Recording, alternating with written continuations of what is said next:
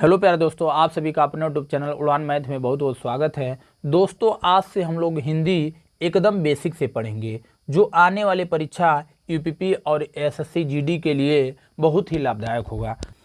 आइए इस वीडियो की शुरुआत करते हैं। सबसे पहले समझते हैं वर्णमाला किसे कहते हैं।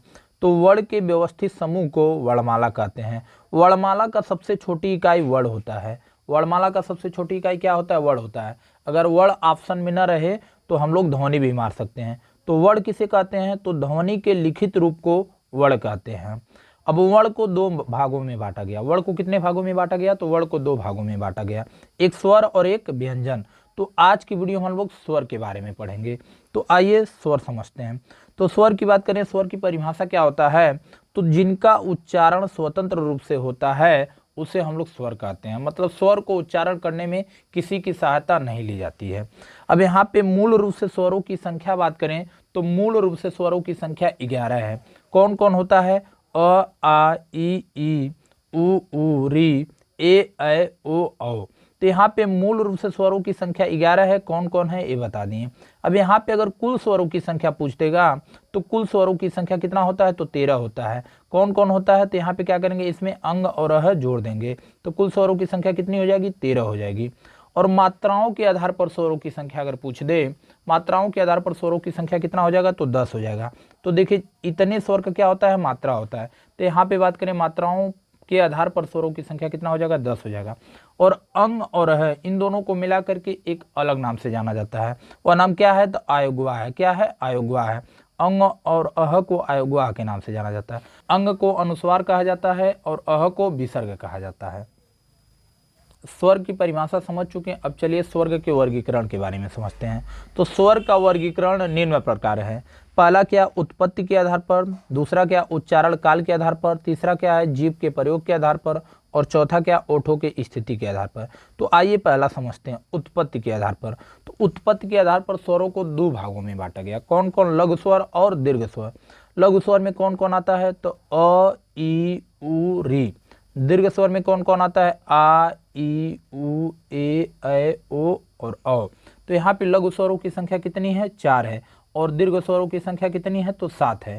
तो यहाँ पे समझिए लघु स्वर कौन कौन होते हैं बता दिए, और दीर्घ स्वर कौन कौन होते हैं बता दिए। अब चलिए समझते हैं उच्चारण काल के आधार पर। तो उच्चारण काल के आधार पर स्वर को 3 भागों में बांटा गया, एक ह्रस्व स्वर और एक दीर्घ स्वर और एक प्लुप्त स्वर।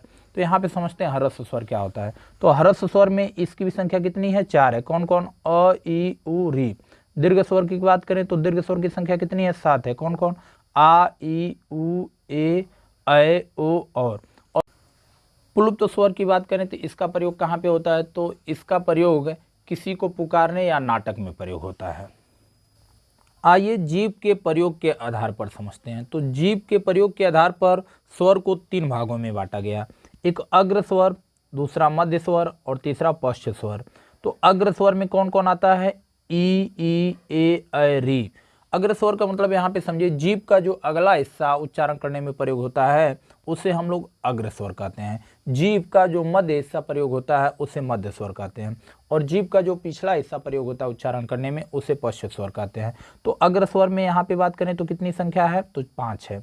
मध्य स्वर की बात करें तो 1 है। कौन है? अ है। और पश्च स्वर की बात करें तो कौन कौन हो जाएगा? आ, उ, ओ और औ। तो यहाँ पे जीभ के प्रयोग के आधार पर स्वर क्या हुए? समाप्त हो गए। अब आइए बात करते हैं ओठों के स्थिति के आधार पर। तो ओठों के स्थिति के आधार पर स्वर को 2 भागों में बांटा गया, एक वृत्तामुखी और दूसरा अवृत्तामुखी। तो यहाँ पे समझिए उच्चारण करने में ओठ जब वृत्त के टाइप बनेगा तो वो वृत्तामुखी होगा, और वृत्त के टाइप नहीं बनेगा तो अवृत्तामुखी होगा। तो यहाँ पे समझिए तो कौन कौन सा स्वर है जिसका उच्चारण करने पे ओठ वृत्त की तरह बनता है? तो यहाँ पे बात करें उ, ओ और आ। और अवृत्तामुखी कौन कौन होता है? अ, आ, ई, ए, ऐ। आइए मूल स्वरों के उच्चारण स्थान के बारे में सोचते हैं। अ और आ को उच्चारण करने में किसका प्रयोग होता है? तो इसका बात करें तो कंठ का प्रयोग होता है। किसका प्रयोग होता है? कंठ का प्रयोग होता है। ई और ई की बात करें तो किसका प्रयोग होता है? तो तालु का प्रयोग होता है। किसका प्रयोग होता है? तालु का। उ और ऊ की बात करें तो किसका प्रयोग होता है? तो ओष्ठ का प्रयोग होता है। किसका प्रयोग होता है? ओष्ठ का। और री का उच्चारण स्थान की बात करें तो री का उच्चारण स्थान क्या हो जाएगा? मूर्धा हो जाएगा। क्या हो जाएगा?